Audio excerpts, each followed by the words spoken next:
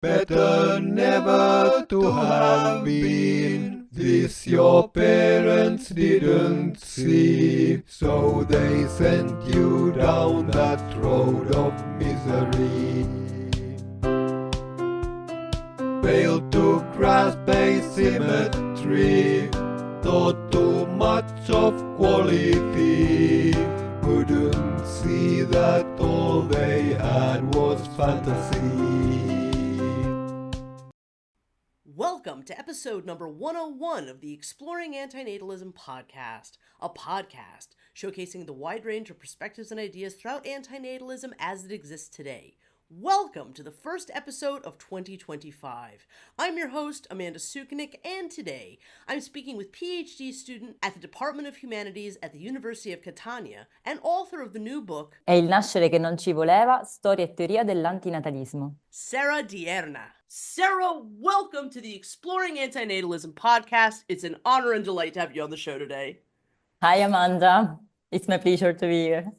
It's a pleasure to have you and to see you and to get to talk to you finally. Sarah, this chat has been a long time in coming as we've both been communicating and admiring each other's work for some time now. Sarah, you've been producing academic works on the subject of antinatalism for a long time now, at least a couple of years, at least since 2022, if I'm not mistaken. And just recently, you achieved a tremendous milestone in the publication of what I believe, anyway, is your first book. I'll let you say the title in a minute. It's a beautiful book. I absolutely love this painting of the Colossus by Goya. Truly one of the most beautiful editions in my antinatalist book collection, which is growing more massive by the day. I'm so sad to say that I unfortunately know so little about this book just because of the immense language barrier between English and Italian. So I can't wait to learn all that I can from you today about this new book of yours and all of your other projects. But first, I'd love to learn a little bit about you. So who is Sarah Dierna? This is your first question for all the guests. Well, I'm a PhD student at the University of Catania, where I graduated in 2024 by defending a thesis on anti-natalism. And in October, I started my PhD. So I still am at the beginning of my research career. So that's it for now. Well, yeah, tremendously huge congratulations to you on the completion of your master's and the beginning of your doctoral journey. That's incredible. Sarah, why are you or are you not an antinatalist? Well, I'm an antinatalist, absolutely. But what I always say is that I'm a philosophical antinatalist. That is also an existential antinatalism, but there are so many reasons for which a person decided to be an antinatalist. So, for example, the personal antinatalism for people who, suffer from depression or anxiety.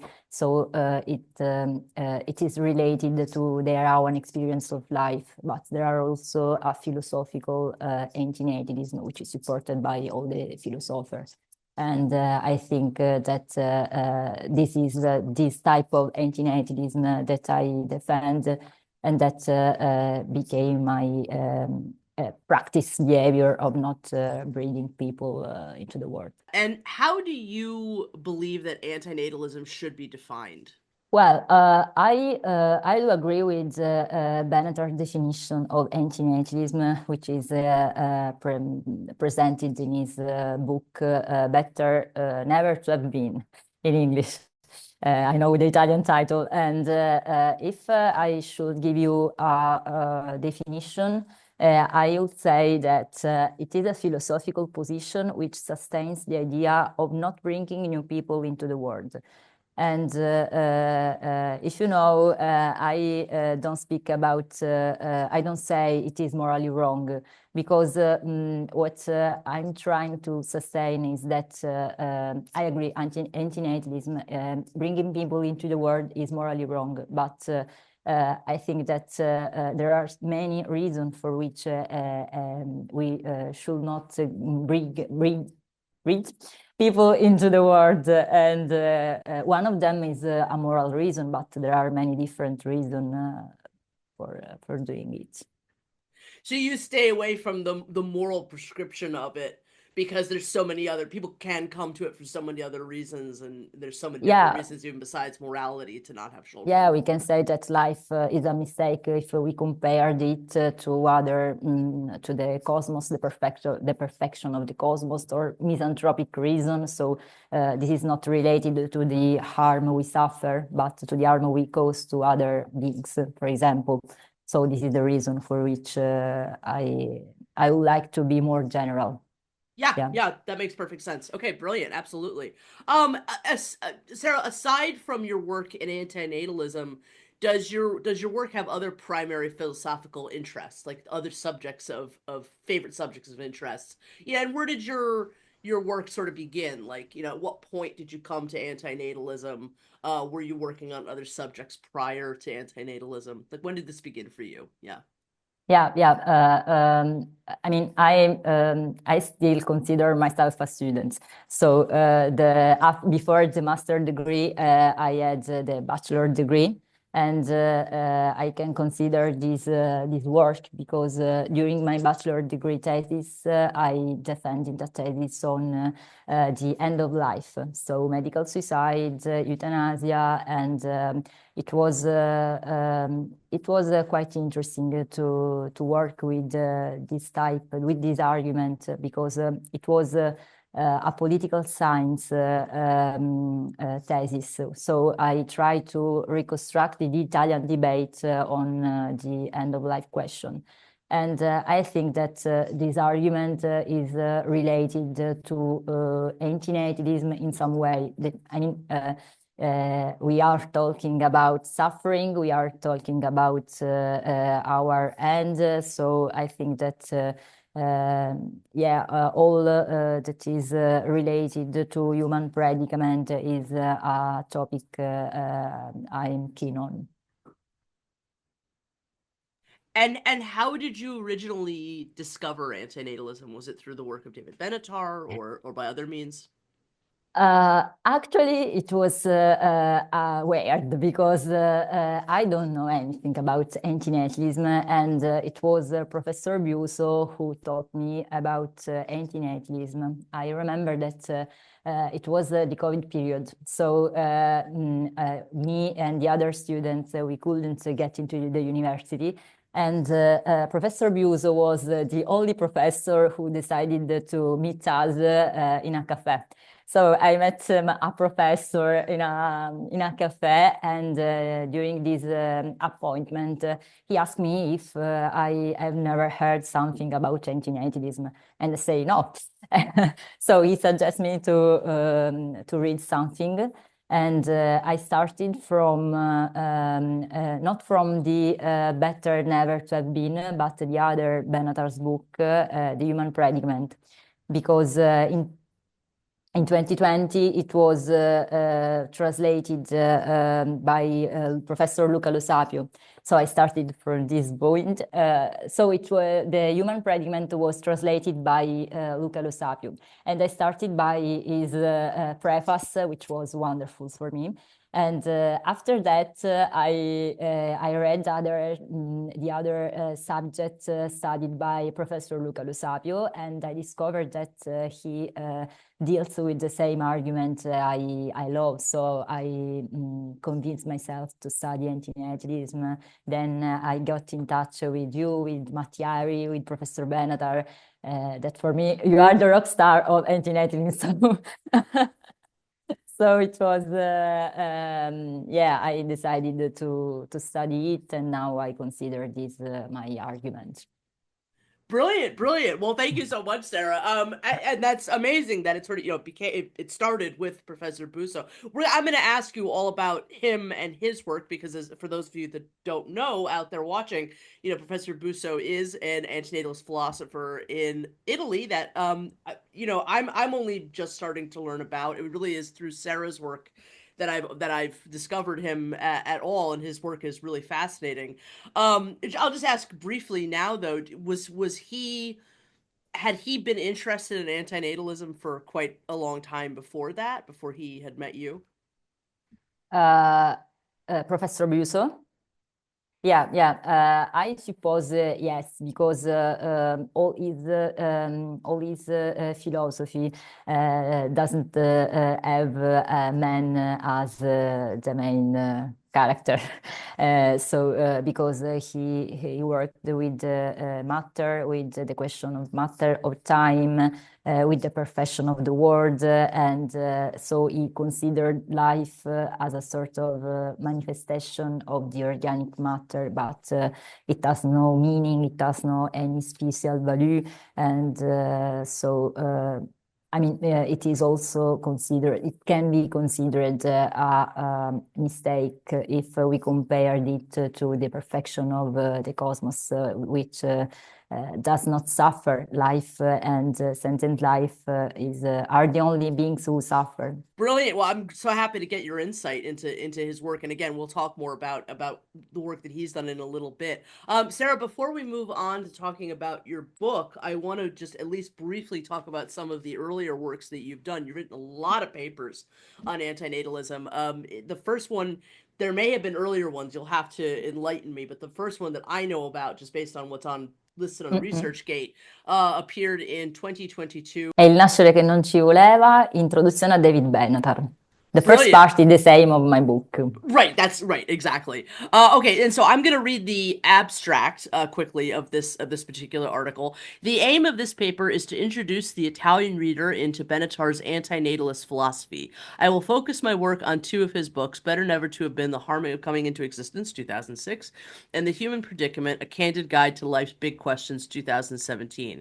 Therefore, firstly, I will discuss about his view of the human condition and the meaning of life and the topics of death and suicide, which are involved too. Then I will consider the abortion, procreationism, and antinatalism alternative. Finally, I conclude with the optimistic argument of extinction and the demise of the human being.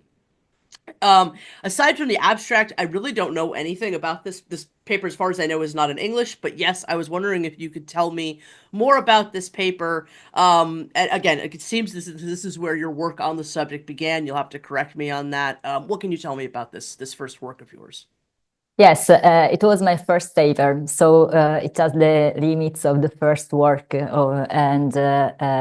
it is a simple Benatar's introduction. So what I read these two Benatar's books, and I decided to discuss about his main arguments. So the asymmetry, the quality of life argument, and but it was the first paper where I criticized one of the Benatar's aspects related to the meaning of life, because there are four meanings of life: the cosmic meaning of life, which is something we don't have, but we can achieve the terrestrial meaning of life.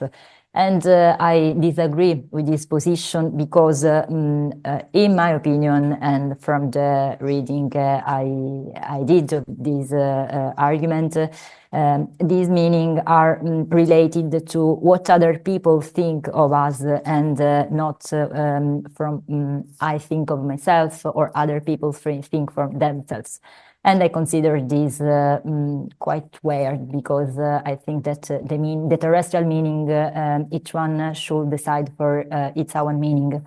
So it is the same for suicide, for example. We can't express any opinion about the decision of someone else to stop his or our life. And the same, in my opinion, should be for meaning.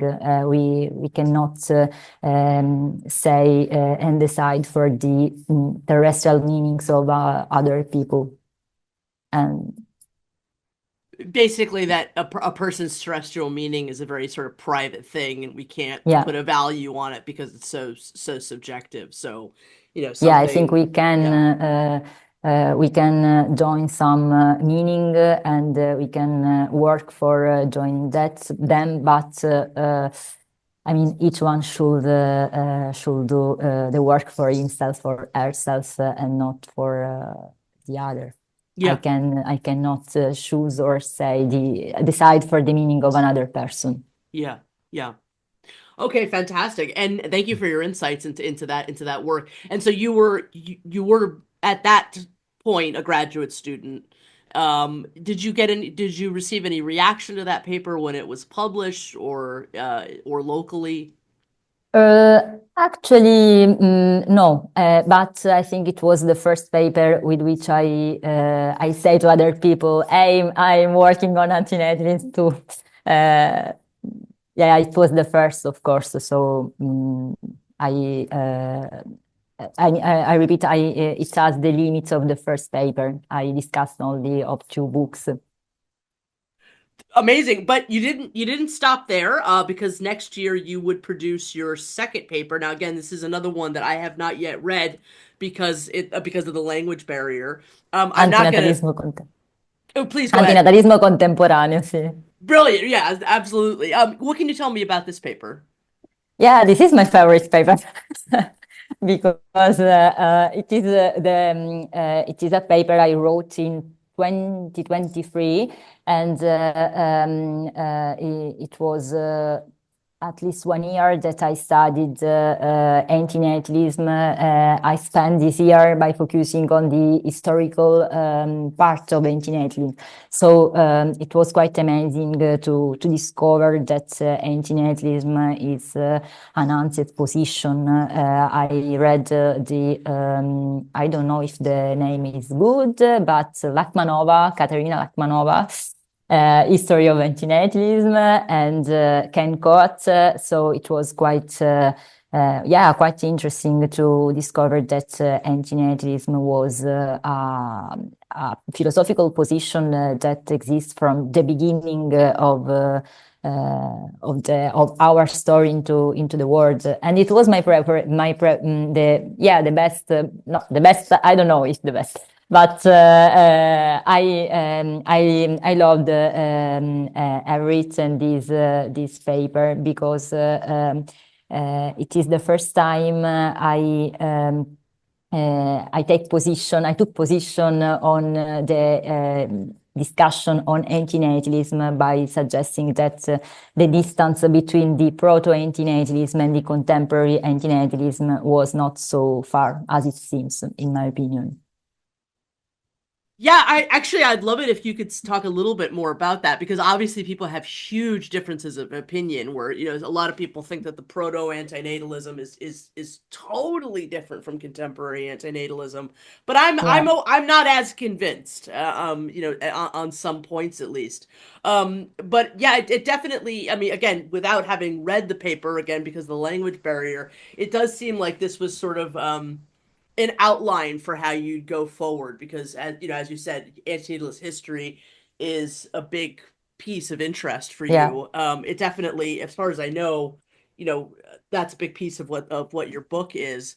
So yeah, I mean, if you wouldn't mind, I'd love to hear your thoughts a little bit more on antinatalist history and the importance of it. It sort of sometimes seems like, there's been some excellent works done on antinatalist history, like Lachmanova, Coates, also, of course, Karima Kerma. But I still think there's so much more work to be done. And in addition to explaining your interest in antinatalist history, I'd love to hear, like, if you have any ideas on, where that historical explanation has yet to go. Like, what kind of research would you like to see in the future on the subject of anti-natalist history? I mean, in general, I think that from the proto-antinatalism, I mean, there is the Lachmanova distinction between the passive form and the active form. And in my opinion,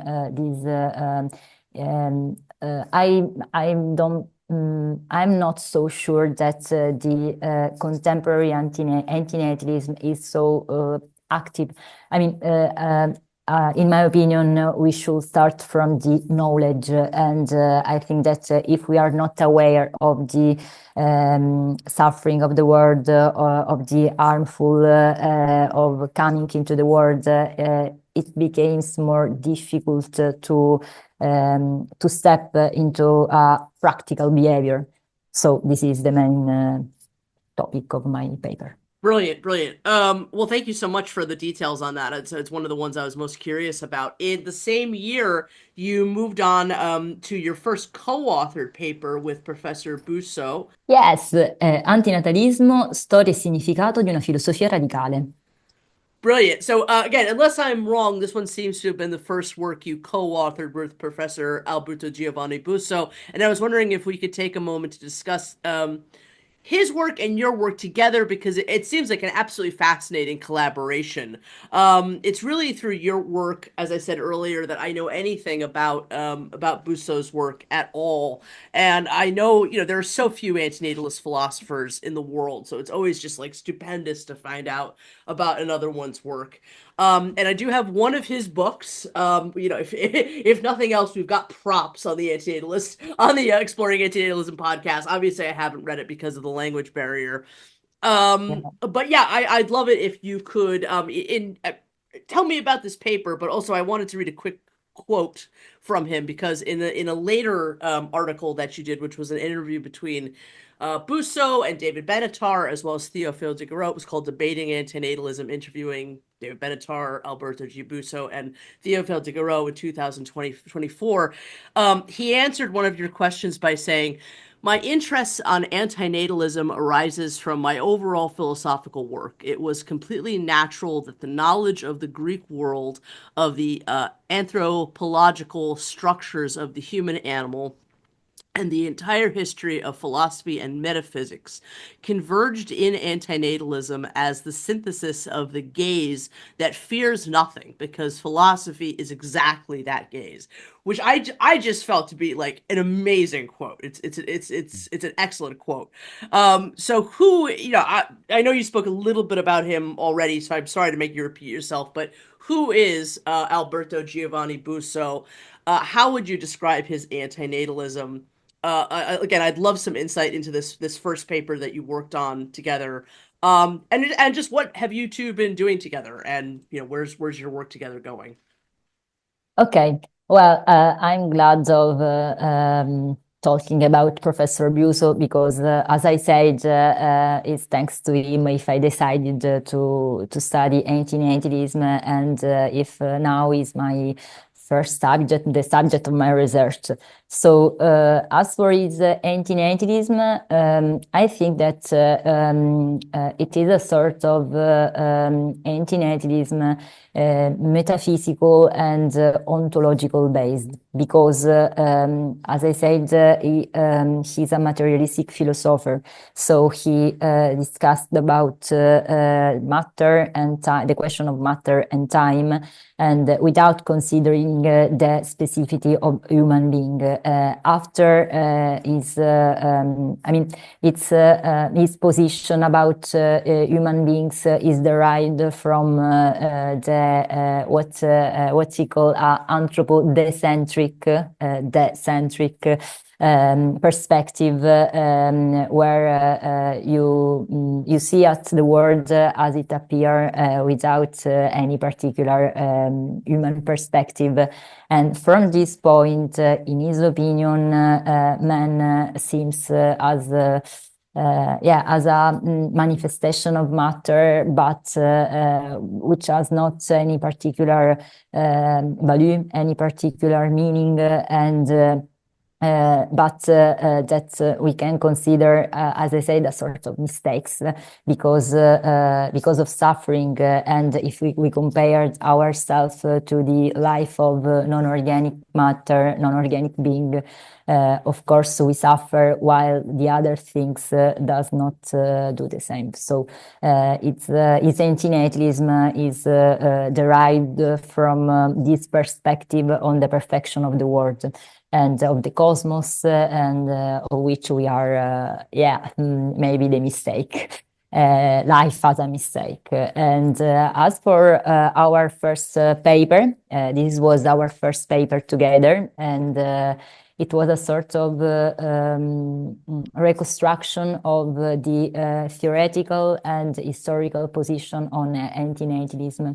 In my opinion, his antinatalism is a sort of is nearer to a proto-antinatalism, because he followed the Greek philosophy. So he has a particular perspective on nature, and he considered life and death as a natural happening of coming into the world. They are part of the nature, as also the glass I have behind me is destined to end, and the same happened to our life. This paper, is a sort of presentation where we support this type of proto-antinatalism, and we hope to do other antinatalist paper and something like that in Italy, because in Italy, apart from him and apart from my work, but I am at the beginning. Professor Lo Sapio is the only other scholar who deals with this topic. Fascinating insights, and actually you bring me to my next question rather beautifully, and that is between you, Professor Busso, as well as Luca Lo Sapio, who has also been on Exploring Antinatalism. Academic antinatalism seems like it's really having a moment in Italy, which is so awesome. Exactly, fingers crossed. But you guys really seem to be shaking it up and doing some incredible work. And so I'm curious about that. Like, what are the, have you three been working together at all? And I'd love it if you could give me a little bit of insight into like, what's it like trying to be an academic antinatalist in Italy? I mean, what challenges have you all faced? I don't think I don't get the sense that it's easy to try to do antinatalist academia anywhere in the world. And this is sort of uncharted territory, in most places in the world. So yeah, I'd love to hear your insights into that. Yeah, I think that in Italy is like in other countries. Antinatalism in the academic world is quite difficult to be accepted, and but for my experience was good, because I have the presence of Professor Busso and that of Professor Luca Lo Sapio, because Professor Lo Sapio helped me in preparing for my PhD, and he was so kind and helped me in find a solution that put together antinatalism with other topic, so to find a way to study antinatalism, but to find a way for entering a PhD, because I think that in Italy the Christian religious is one of the main factor for which antinatalism is so criticized. Yeah. Well, I think I hope to see the three of you sort of collaborate and be able to move this thing forward. But I think it's really amazing what all three of you have kind of like accomplished so far, and it's just really great that it seems like there's a very healthy kind of push from Italy. And it's like different by country, where you see some evidence of some antinatalist brewing, but sometimes it's more in the activist sphere, sometimes it's more in the academic sphere, and it's just kind of fascinating to see how it develops in each country. And it's kind of rare, I think, maybe to see it pop up so strongly within academia, as opposed even to sort of the activist sphere these days. So amazing. It is quite sad also, because I consider it a scientific argument as the other. So I think that if we discuss in a scientific way this argument, you can accept this as Martin Heidegger, Nietzsche. It's the same. If you, of course, then you can agree or disagree with it. But I should have the possibility of studying it.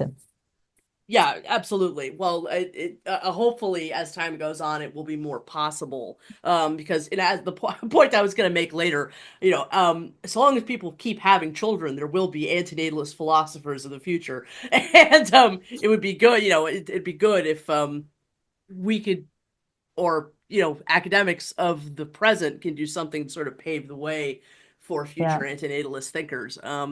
So yeah, absolutely. Only purely out of an interest in time, as I want to have enough time for us to fully discuss your book, I'll just briefly mention three other works that you have done. I'm sure there are others. An Italian translation of Benettar's misanthropic argument for antinatalism. L'argomento misantropico per l'antinatalismo.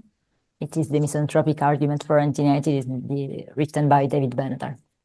A work on Peter Wetzel Zappa. Peter Wetzel Zappa, il profeta dell'ultimo messia. Which, if I'm not mistaken, also at least some version of it found its way into the book. I'm very interested in hearing what work you've done on Zappa. I know that's a big piece of your investigation.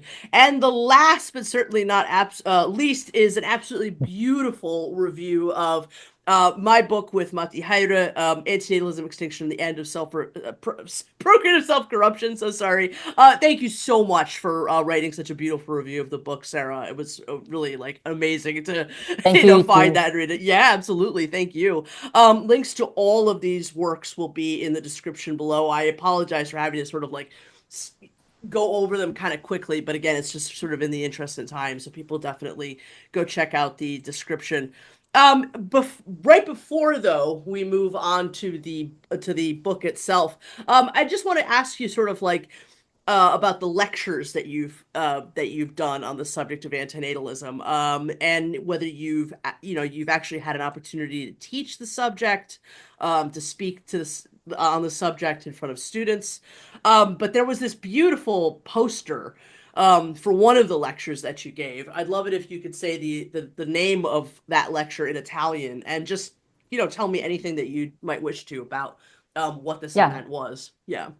Yeah, as for the poster, is an event organized by the Philosophical Student Association. In Catania, we have this Philosophical Students Association that organize the events each month on philosophical subjects.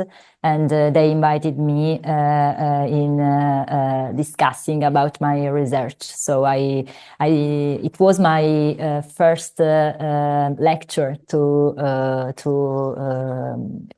with other students, and I share my position, my ideas with other people.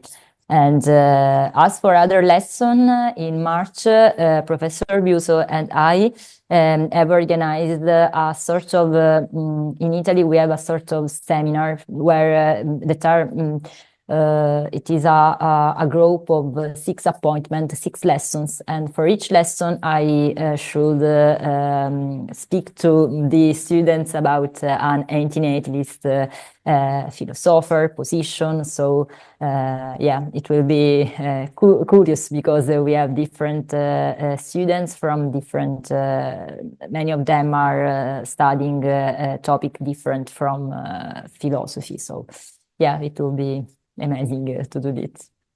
Yeah, that's absolutely thrilling. So that's next month, and I can't wait to hear more about that for sure. As far as the lecture that you gave in 2023, just out of curiosity, was any of that filmed? Can we watch that anywhere, or no? Unfortunately, no. All right, that's all right. That's too bad, unfortunately. But yeah, so that's wonderful though that you're getting some opportunities to actually speak to people live about the subject. That's exciting. All right, well, brilliant. So let us move on now to your book. So first off, Sarah, just absolutely gorgeous. Congratulations to you. This is quite an achievement. Thank you. And we talked about this a little bit briefly, but once again, if you wouldn't mind, could you say the name of the title in Italian and then tell me what the English translation would be? Yes, in Italian è il nascere che non ci voleva, storia e teoria dell'antinatalismo. In English, it is the birth that we didn't want, history and theory of anti-natalism. And this is the first part is a quotation. It is a quotation from a French writer, Louis Ferdinand Céline, who it is the history of this child in the so-known Passage. It's a French place where he lived, and it is interesting that a child assessed such a quotation, seeing at her mother who tried to bring him up in the best way she can, but the problem was life for this child. I had no idea that the title was based on Celine. Was it from Journey to the End of the Night? No, from in French, Mort à crédit. Okay. This I don't know. I wouldn't know. Yeah, I've read Journey to the End of the Night. I've read Death on the Installment Plan, and I've read Guignol's Band. I don't know whether any of those is the one you're talking about, but I used to be a big fan of Celine. Yeah, I love Celine. Yeah, I do too. Brilliant. I mean, he was an asshole later on in life, but his novels were like just brilliant. Anyway, that's amazing. So unfortunately, I know, as I said before, I know so little about this book. I know that antinatalist history plays some role into it. I know that the work of Zappa, which you've done a lot of investigation into, has something to do with the book. But yeah, I'm just please enlighten me. Tell us anything and everything that you possibly can about this book. Yeah. Yeah, I start by saying that it is the first time I speak of my book. So thank you for giving me this opportunity. And this is my master degree thesis, so it is important to say it because it is my first book, and I try to reconstruct the historical part of antinatalism, which is the second chapter, and I wanted to create a sort of presentation for the Italian reader about this subject, because apart from Benatar's book, which have been translated in Italy, we still don't have any monograph dedicated to antinatalism. And in the first part, I discussed about the origin, the meaning of being born. So I started from that biological or ontological perspective from matter, and then I posed myself the question about human being. In the second part, I discussed a sort of history where I start from Greek and arrive to contemporary philosopher. By arguing in a different way from Ken Coates or Lachmanova, for example. I don't know. I criticized their Schopenhauer antinatalism, because for me Schopenhauer should not be considered an antinatalist philosopher. The third part is dedicated to Zapf, because I love this philosopher. And the fourth part, it's maybe the most moral one, because I discussed the main moral argument in supporting antinatalism. So the asymmetry argument, the quality of life argument, I also the question of suicide, the asymmetry between death and coming into the world and passing away. And then the last part is maybe what I consider the most original, because starting from the misanthropic argument of David Benatar, I discussed what I called a ontocentric paradigm, that is that ontological and biological perspective from which maybe we should consider our life for rejecting it more. Without more, easier. Thank you for all of those details. The last part of what you said, I mean, I'm getting the sense, at least I could be 100% wrong, but that it's sort of influenced by what you're describing as Busso's idea of like we never should have been here in the first place, or life is a mistake. Do you does his or your consideration is would that apply only to humans? Or is that more of like a sentiocentric perspective? Like, is all sentient life, or all life, as the case may be a circumstance that should never have existed? Or what are your feelings on that? I consider that we should, my argument is valid for all sentient beings. But if I consider animal life, they have a sort of balance in regulate their coming into the world, while in my opinion, human beings are not so balanced in procreating. So, but in general, yeah, suffering is for all sentient beings. So, antinatalism should be for all sentient beings. Brilliant. And I'm curious if you could talk a little bit more about. I'm sorry I didn't write these questions down. It's just kind of like what comes up based. I hope it's all right. But okay.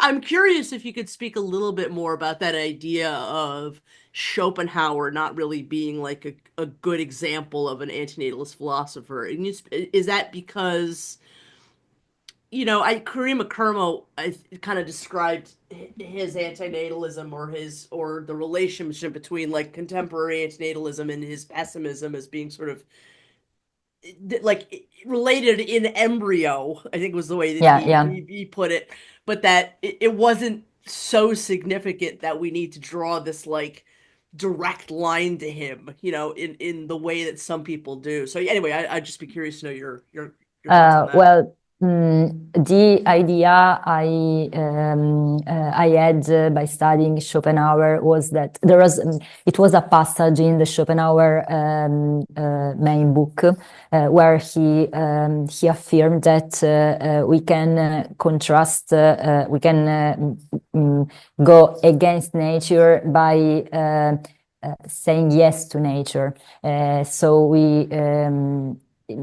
I try to say it with other words. It is in his perspective, antinatalism is not the solution for stopping the movement of nature. So we can stop it by saying yes, by be agree with this movement. So it is quite difficult to say, but we should accept that we come into the world from this perspective, in my opinion. Right.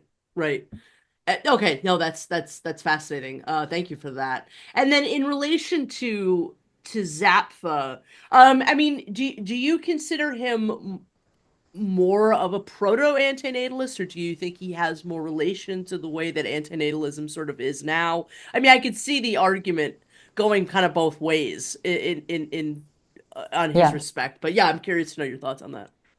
In my perspective, Peter Zapf is a sort of trade union between the proto-antinatalism and the contemporary antinatalism, because if I think to the last Messiah words, when she say know themselves and be unfruitful, and the first part is know themselves. So it is the same starting point of the proto-antinatalism. Of course, there was the unfruitfulness of which derives from this knowledge. So for this reason, for me, he is the trade union between these two perspectives. Yeah, I can definitely see that, and there's a certain sentientism to Zapfa, at least to the Last Messiah. Maybe not so much to On the Tragic, but have you had a chance to read On the Tragic yet? Since we now have an English translation. Just curious. Yeah, I still have to read it. Yeah, Yeah, I have because it. it's a big book. It's a big, expensive book. Yeah, Yeah. it is. Ryan did an incredible job with the translation, but yeah, it is. It's still difficult to obtain. But there's also an extinctionism to The Last Messiah that's Yeah. very much, like more familiar to contemporary antinatalism, I would say. What do you think about the extinction subject? Especially because it not only we can point to sort of where that might exist within proto-antinatalism, but it's a big feature of like what contemporary antinatalism is, and it also sort of like it's a part of more of that action part of antinatalism too, or the way it's Yeah. developing more now. So what are your feelings about extinction as Uh, part of antinatalism? I mean, when I discussed about extinctions, there is a paper that it's coming and it's on the way. And where I say the first thing I say is that extinction, before being a consequence of antinatalism, is an evident fact of our being. So, as the other species, as the other will pass away. So this is evident, and I think that what antinatalism does is to anticipate a passing that happen in the future, that will happen in the future. So nothing weird. It's gonna happen one way or the other, right? Yeah. Right. What do you think about antinatalist activism? So like there, in different parts of the world, there's more people now like doing street activism, or a lot of people, including myself, would say this show is a form of antinatalist activism, and some would even say that antinatalist academia in some respects is a form of antinatalist activism, Yeah. because it goes against the grain of so much. I mean, you really have to be sort of pushing some boundaries to do it in any way, shape, or form, whether it's in academia or outside of academia. So what do you think about that? I don't know much about this type of antinatalism, but in general, I agree with this form, maybe because, as you say, this less formal than less formal than the academic type of antinatalism, and maybe for this reason it should be more effective than our philosophical. Speaking without a practical behavior. So yeah, maybe I don't know if in Italy we have this type of community, but I support them. Yeah, that was sort of one of my next questions. I mean, do you know of any? I mean, do you know other antinatalists in Italy? Is it? Yeah, I know nothing as far as like the existence of an antinatalist community in Italy. I think before I, was introduced to Luca and you, I mean, like I think I had met one other Italian antinatalist ever, in almost Yeah. 15 years of being around these circles. So that's kind of fascinating. Well, what has the reaction to the book been so far? As far as like you just said, this was the first time you've really gotten a chance to speak about it, and I hope there are many, many other opportunities. But Yeah. hopefully you've gotten some good reactions so far. What have people been saying? I actually have to recognize that people are interested, and there is lots of curiosity on this argument. Many readers that I don't know and wrote to me for saying that they bought the book and they appreciated it. So it's. I'm glad of it also because, in my opinion, antinatalism is one of the reasons for which people disagree with antinatalism is that they don't know anything about this subject. So yeah, of course, if there are people who are interested, it's good. It's a good starting point for for spread this position. 100%. Well, that makes me very, very happy to learn that people have been writing to you, that people have been showing their interest, and hopefully that I'm every confidence in the world that that will continue.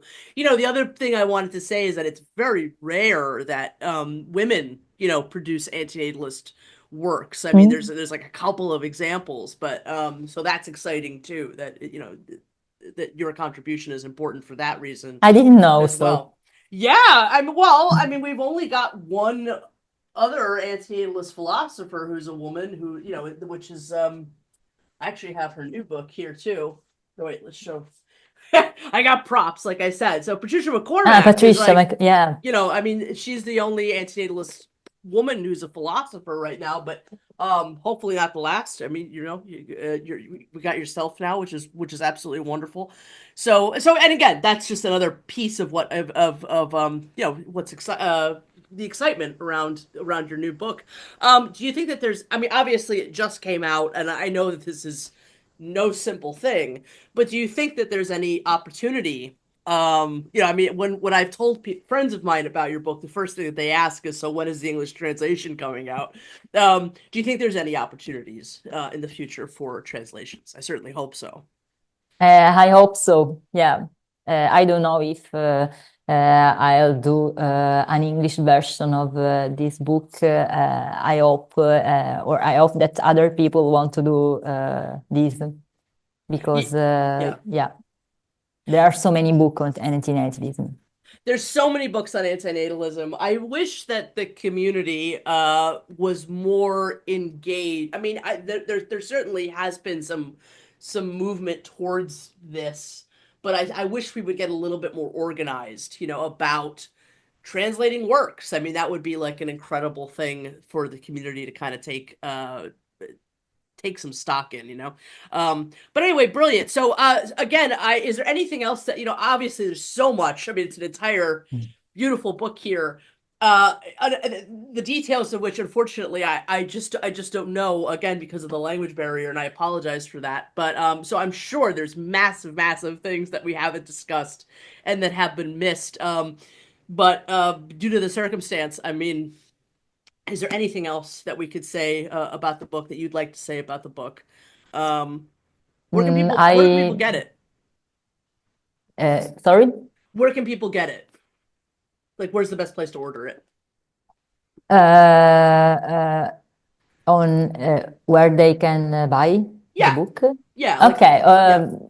I think that in Amazon or eBay it's available. Yeah. Or in Italy, everywhere in a library. Oh, good. But, good.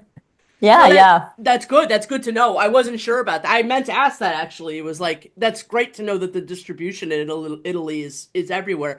I just want to say, for people that are interested in getting it, I was not able to like order from the Italian iteration of Amazon, so I did get it on eBay. So I do recommend that option for those in America, at least, that are interested in getting a copy, for sure. But that's great to know that it's got full distribution in Italy. Fantastic. Well, congratulations, Sarah. It's a beautiful book. It's a huge achievement. Congratulations to you. Just a couple of other questions, I think, before we close out.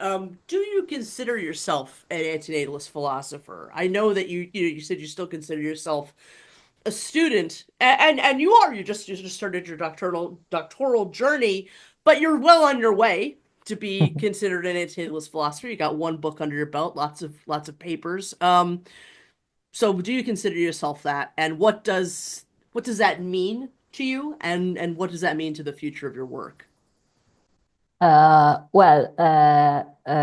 I consider myself an antinatalist philosopher, and it's amazing to be one of the first Italian antinatalist philosopher. And I hope that my position in the future will be more accepted than now, and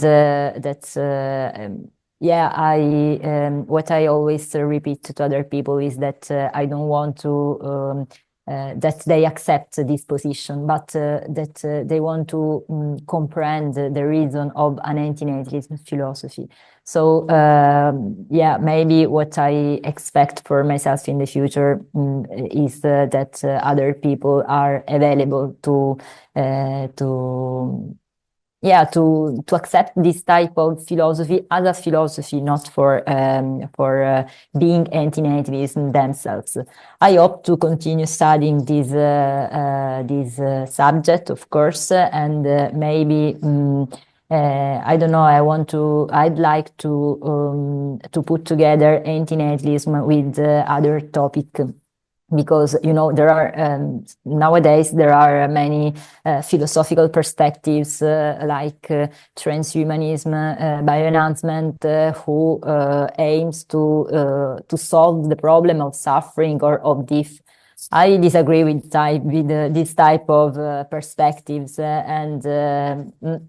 And so I think that if we want to solve the problem of suffering, we should stop breeding children into the world. Brilliant. I'm glad that you're going in those directions and making those kinds of arguments. But I also, I think that you have the right attitude, where especially in academia, as wonderful as it would be for our arguments to convince everybody, and then would they just stop having kids? It's what I am often really after, and I think what it sounds like you're really after, is just people being able to engage in the subject. Or it's like it's not about necessarily changing minds; it's just being able to get people to the point where they can steelman the argument, where they can just at least be able to describe the argument honestly, connect it to other ideas, connect it to their own research, where it just becomes a free piece of the marketplace of ideas, not this subject that is just hidden or not thought about. It really is it's an uphill battle, but I mean it's an important one. I really have tremendous respect for you for taking it on. What kind of advice would you give to somebody who wants to get a master's, who wants to get a PhD in philosophy, and who hopes to study antinatalism? What could you say to prospective future antinatalist philosophers out there at the beginning of their journeys? I suggest him to be patient. Apart from that, be patient is the key, because I'm honest, and it is quite difficult, but to pursue its direction, because antinatalism is a philosophy which deals with the starting point of our life. So if we want to talk about death, if we want to talk about suffering, if we want to talk about every other argument, I think that we must start from our being into the world. So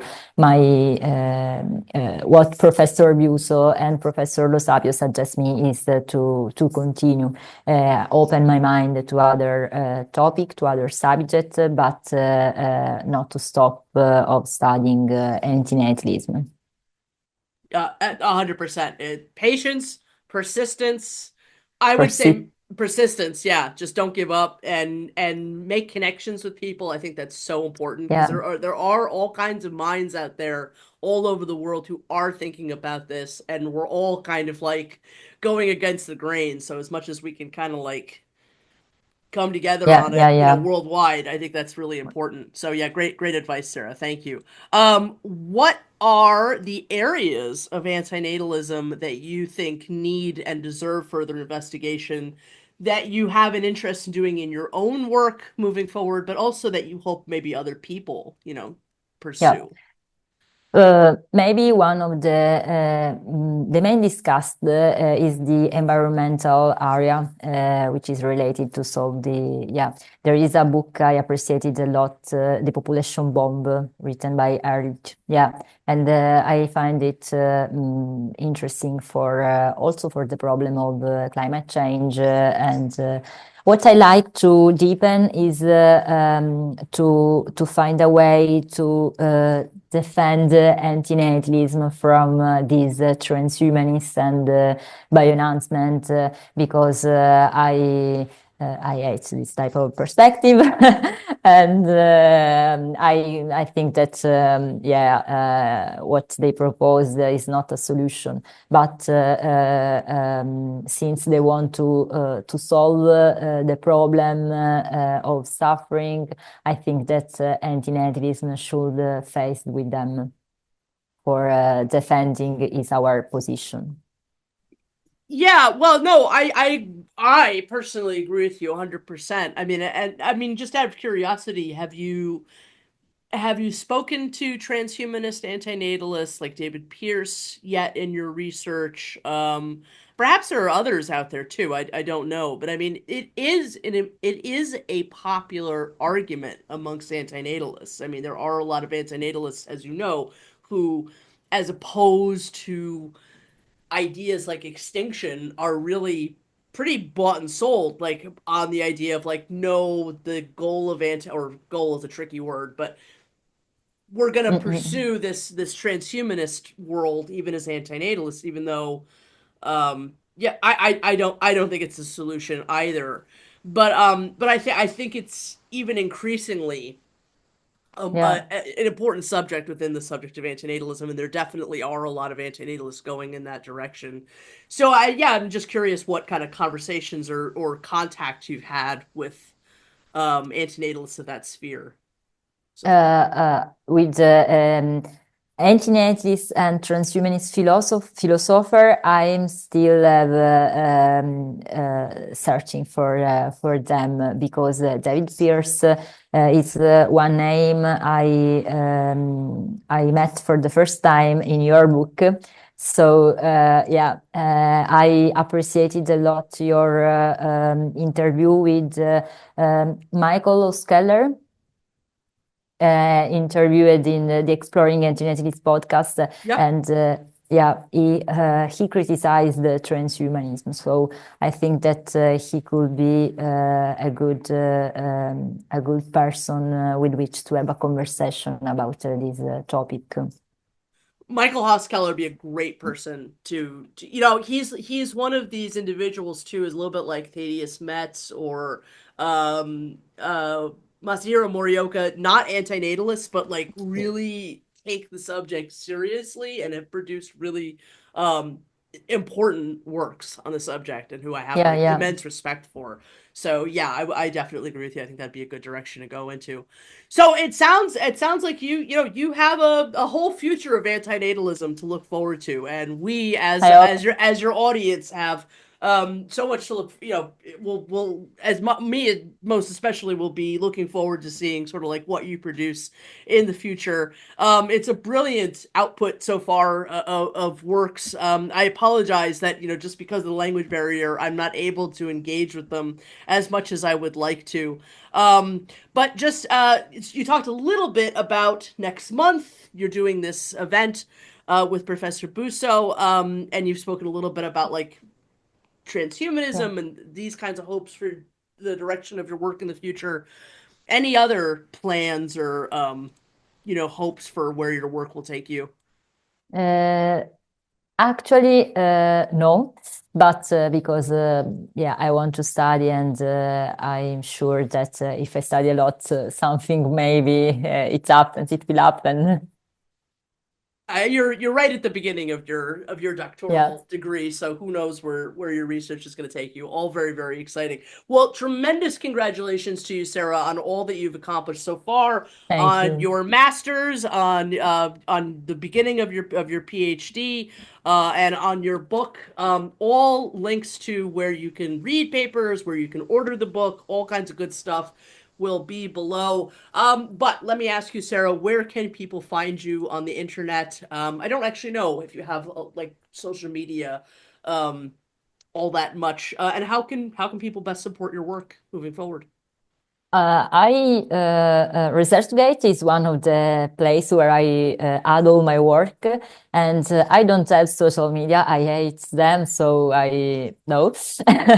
And I have an official page in the website of my university, because as a PhD student, I have an official page, and people can write me there if they want.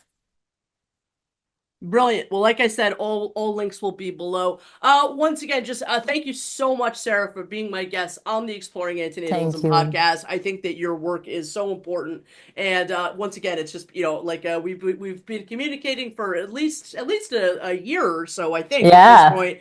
And so it's just wonderful to finally meet you, finally get a chance to have a chat with you, and I hope you will return to the Exploring Antinatalism podcast at some point and give us an update on the things you've been working on. And once again, just all the best. Bye for now, and thank you so much for being my guest. Thank you, and thank you for your work. Yeah, absolutely. Thank you so much.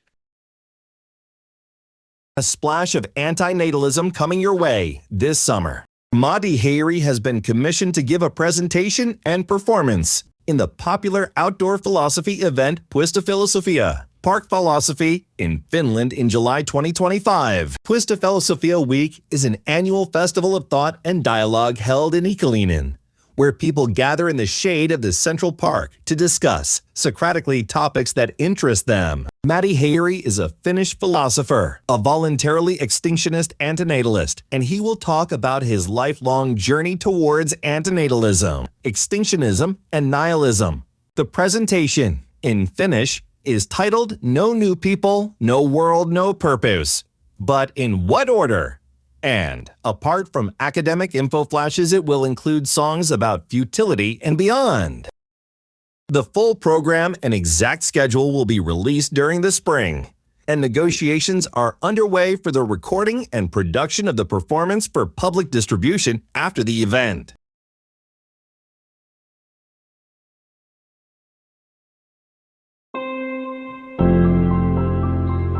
Hey everybody, it's Amanda. Are you looking for an excellent way of making academic antinatalist works more available across the globe? I know I am. And so I'm delighted to announce that the wonderful and award-winning Polish publishing house Towarzystwo Naukowe imienia Stanisława Andreskiego, which over the last 2 years has produced some exceptionally beautiful Polish editions of both original works like Anti-natalism by Mikołaj Starzyński, as well as classic academic antinatalist works like David Benatar's Better Never to Have Been, has now opened an online shop featuring the magnificent antinatalist Ouroboros designed by Michał Dziadkowiec. The logo is fully customizable and available on a wide variety of products.